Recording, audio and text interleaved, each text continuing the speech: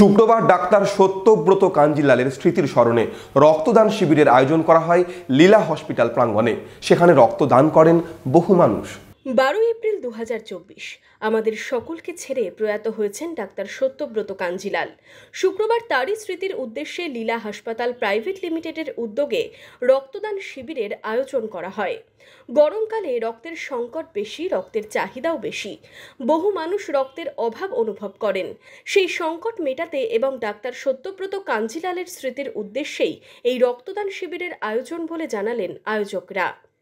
আজকে রক্তদান এই কারণেই করছি যে আপনারা সবাই জানেন, শহরবাসী তথা জেলাবাসী সবাই জানেন ডক্টর বিখ্যাত ডাক্তার ডক্টর কাঞ্জিলাল আমাদের মধ্যে নেই। আজকে আমাদের টার্গেট 100 ইউনিট ব্লাড দেওয়ার। অলরেডি 35 জন মতো হয়ে গেছে, আরও আসছে। আশা করি যতটা পারি করব। তো আজকের দিন এই চয়েস করার উদ্দেশ্য হচ্ছে স্মরণসভার দিন, এর চেয়ে ভালো দিন আর হতে পারে না। এদিন মোট 35 জন রক্তদাতা রক্তদান করলেন। সাধারণ মানুষ থেকে হাসপাতালের কর্মীরা সবাই